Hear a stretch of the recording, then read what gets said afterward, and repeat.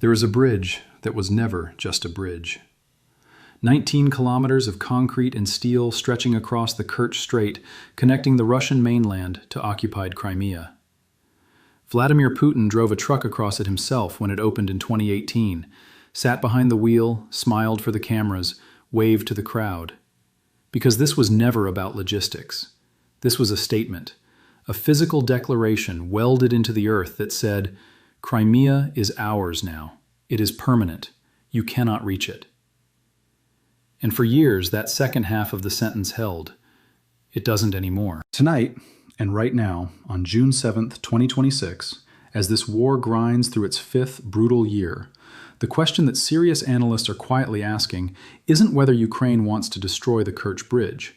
It's whether Ukraine has finally assembled every piece it needs to finish the job for good. Not damage it. Not close a lane for 6 hours and call it a win. Sever it. Cut the single artery that keeps Russia's southern occupation breathing. And the reason that question stopped being a fantasy and started feeling like a countdown has very little to do with explosives. It has almost everything to do with fuel, money, and a diplomatic trap that just snapped shut on the man who walked straight into it. Stay with this. Because the bridge is the ending, not the beginning. To understand why that structure is back on the table, and why this time feels different from every time before, you have to follow the money first. You have to start with something most people connected to Ukraine not at all: the price of oil. Earlier this year, a separate conflict erupted between the United States and Iran. The Strait of Hormuz, that narrow channel through which roughly a fifth of the world's daily oil supply moves, effectively choked. Brent crude, which had been sitting around $71 a barrel, punched to $94 almost overnight, then through $100, then touched the low 110s before the market caught its breath. Refined fuel got worse than the headline crude number suggested. Diesel and jet fuel spiked so hard across parts of Asia that Pakistan reportedly advised cricket fans to watch from home. Gas stations in Australia ran dry. American drivers were comparatively shielded, but you still felt it. Everyone felt it, somewhere between the pump and the grocery receipt. Now here is the piece that almost nobody connected at the time, and it is the piece that explains everything Ukraine has done since. When oil spikes, who gets richer? Russia. The same price shock that drained wallets in Western capitals quietly fattened the budget financing the war against Ukraine. Analysts estimated the Kremlin could pull in an extra $40 billion or more if prices stayed elevated through the year. So picture the position Kiev found itself in. A conflict on the other side of the planet, one Ukraine had nothing to do with, had no hand in starting, was pumping money directly into the hands of the man raining missiles on its cities. That is not background noise, that is a motive. That is a reason to act. And it got sharper still. To ease the global supply crunch, Washington temporarily lifted sanctions on Russian and Iranian oil sitting in floating storage at sea. A pragmatic call to flood a thirsty market, but one that, for a window of weeks, handed Moscow a wider pool of buyers for the very crude that pays for its army. So you had this bitter geometry taking shape. An American conflict squeezes global oil, the squeeze enriches Russia, and a sanctions carve-out widens the pipeline.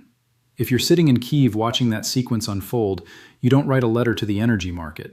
You go after the one part of the machine you can actually reach, the refineries. Here is what the oil price chart conceals. Russia exports a great deal of crude, yes, but its military doesn't run on crude. An army runs on refined product, diesel, gasoline, jet fuel. You cannot put crude oil in a tank. You cannot fuel a military convoy on Brent futures, and you cannot refine what you cannot process. So while the world fixed its eyes on Hormuz and the crude price ticker, Ukraine spent months methodically targeting the infrastructure that turns Russian oil into Russian military capability. More than 20 strikes on oil processing and refinery infrastructure since the start of 2026 alone, by Ukraine's own count, with damages running well past $7 billion. Reuters reporting from May indicated that nearly every major refinery across central Russia had been forced to halt or significantly throttle production. Ukraine's Foreign Intelligence Service, citing internal Russian documents, put the drop in national refining capacity at 10% or more. Diesel output fell roughly a tenth in a single month, and on the worst days, independent estimates suggested as much as a quarter of Russia's entire refining capacity went dark. Sit with that number.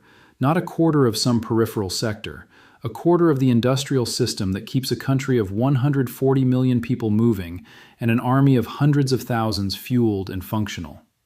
What happens to a nation at war when you knock that offline? You start to see it at the gas station. And Russia did. By June, by right now, fuel rationing had stopped being a rumor. In occupied Sevastopol, authorities distributed diesel coupons and quietly acknowledged shortages in the two main grades of gasoline. And pay close attention to where Sevastopol is, because it matters enormously for everything that follows. Sevastopol is in Crimea, at the far end of the bridge. The shortages didn't stay there, they moved north. In Moscow's outer districts, filling stations began posting paper notices, 60 liters of petrol per customer, 100 liters of diesel. The retail price of diesel and 95-octane fuel crept higher week after week. On the wholesale market, one reported account described demand outstripping supply by possibly more than tenfold. Now layer the budget picture over all of that. Russia's federal deficit for just the first 3 months of 2026 came in around 4.5 trillion rubles, and that single quarter reportedly blew past what the Kremlin had budgeted for the entire year. The Institute for the Study of War estimated the cost of repairing refineries and subsidizing energy companies consumed something in the range of $4.7 billion in April alone, which means the oil windfall everyone assumed Putin was quietly banking was being clawed back, ruble, by the very drone strikes setting his refineries alight. Headline inflation looked controlled on paper, around 6%, but that figure is a statistical illusion. Food prices had risen roughly 21% in the months leading into this summer, services up 14%, fuel up 11%, and the only reason the headline number stayed tethered at all was an interest rate parked at 16%, borrowing costs that would trigger a deep recession in most advanced economies, and are slowly strangling Russia's civilian one regardless. Step back and look at the board as it stands today. Putin spent the spring collecting an oil windfall from a war he didn't start, and Ukraine spent the spring lighting that windfall on fire, one refinery at a time, until the shortages reached his own capital and his own budget began bleeding faster than oil revenue could replenish it. That is the war beneath the war. Not the trench lines you see on the maps, the fuel ledgers, the maintenance queues, the refinery downtime reports no one in Moscow wants to publish. And then came the strikes on St. Petersburg. 5 days ago, on June 3rd, Ukrainian long-range drones flew more than 600 miles and set an oil terminal ablaze in Putin's own hometown. Not a minor facility, one of the largest oil transshipment complexes in the northwest of the country, a site Ukraine's military described as critical to Russian fuel export logistics. Black smoke over the port, flights delayed, airspace restricted, and the timing was not accidental. That same morning, St. Petersburg was hosting the International Economic Forum, the Kremlin's annual showcase where Russia invites the world to observe how stable and unbothered and open for business it remains. The event Russians half-jokingly call Putin's Davos. Ukraine chose that exact morning to put a column of smoke above the host city. The atmosphere of the forum, one analyst noted, was established by Ukrainian drones before a single panel had opened. The same wave of strikes reached further. Satellite imagery showed a Russian naval corvette in dry dock hit, smoke rising. Infrastructure struck near the Belarusian border. Hundreds of drones, Kyiv claimed, reaching the approaches to Moscow itself. This was not a pinprick. It was a demonstration deliberately staged on the exact stage Putin built to project invulnerability. Do not mistake any of this for a clean or one-sided story, though. Russia hit back hard. Overnight into June 6th, Moscow launched more than 400 drones and over 40 missiles at Ukrainian cities. Kyiv, western regions, civilian targets. 4 killed, 80 wounded, including first responders. Days before that, on June 2nd, a single Russian barrage killed 23 people across Kyiv and Dnipro in one of the deadliest nights in months. And a drone struck a passenger bus in Russian-held Donetsk, killing 8 civilians on a route that runs toward Crimea. This war is killing people on both sides of every line, every single week. Anyone narrating it as a tidy story of clever Ukrainians and stumbling Russians is papering over something that is, up close, brutal and ugly and full of ordinary dead who had no say in any of it. But strategically, and this is what the open-source military researchers keep circling, The trajectory has shifted in ways that matter. Russia's spring offensives have reportedly bought almost nothing in territory, and 2026 has become, by some assessments, the first year in a long while where Ukraine recaptured more ground than it lost. More importantly, the deep strike campaign isn't theater. It is economic attrition aimed precisely at the parts of Russia that cannot simply be replaced by throwing more conscripts into a field. Specialized refinery distillation units that take months to source under sanctions, export terminals, logistics nodes. You can throw bodies at a trench. You cannot throw bodies at a broken refinery. Which brings everything back to the bridge. Because if your strategic logic is to choke the supply lines feeding Russia's southern occupation, and the evidence strongly suggests that is exactly the logic operating here, then the Kerch Bridge is not one target among many. It is the target, the single fixed link between the Russian mainland and the peninsula it seized a decade ago. Everything that keeps Crimea functional, the diesel, the ammunition, the rotations, the spare parts, moves across or around that structure. Take it down, and you don't just inconvenience a garrison. You put a question mark over whether Russia can hold Crimea at all. Ukraine has been here before, 3 times that the public record shows clearly. A truck bomb in October 2022, naval drones in July 2023, and then, roughly a year ago, the most patient operation of all. Months of preparation, underwater, before more than 1,000 kilograms of explosives were detonated beneath the span's supports. The head of Ukraine's security service called it an entirely legitimate military target, and promised that any continuation of the occupation would draw a continuing response. None of those 3 attacks took the bridge fully out of service. Russia repaired, reinforced, ringed it with sunken barges and anti-sabotage screens and floating barriers. But here is what each attack actually accomplished beyond the visible damage. It mapped the defenses. Each strike taught Ukraine something. Each one probed one layer deeper into what Russia had built to protect the structure. And the drones available to Ukraine today, long-range underwater systems with ranges approaching 1,000 kilometers, turn the Kerch Strait into something Kyiv can reach with a consistency it could not manage in 2022. The geography that once protected the bridge has been partially erased by technology. Now add the political dimension, because this is where it becomes something close to choreography. On June 4th, Volodymyr Zelensky did something he had not done since 2022. He wrote directly to Putin, an open letter, proposing a face-to-face meeting, a full ceasefire, an end to a war now deep into its 5th year. On its surface, it read as an olive branch, the most direct outreach in years. But read what a senior Ukrainian official said about its actual intent. The letter was never really written for the man whose name sat at the top. It was written for Putin's inner circle, for the Russian elite increasingly exhausted by a war that is now coming home in fuel coupons and inflation and body bags, for ordinary Russians who never signed up for this. And notice the precise shift in language. Where Zelensky once attributed the war broadly to the Russian state and Russian society, this letter placed it squarely and only on Putin himself. Your war, he wrote, in essence, the one that benefits you and the people who profit from it. That is not diplomacy. That is a surgical instrument designed to widen a fault line. It was, in other words, a trap dressed as a handshake. Offer the meeting publicly, force Putin to either sit down, which he will not, or reject it in front of the entire world, and in doing so, accept ownership of every escalation that follows. Putin walked straight into it. On June 5th, at that same St. Petersburg forum, with the smoke from the oil terminal still hanging over the harbor, he called the meeting senseless. He saw no point, he said. The letter was insolent in tone. A ceasefire, he argued, would only benefit Kyiv by pausing Russia's ground offensives. He told his military, in effect, to keep doing the job. He acknowledged, and this detail is worth holding, that Ukrainian strikes had caused a certain degree of economic damage, but the door, he made clear, was closed. Do you see what that does?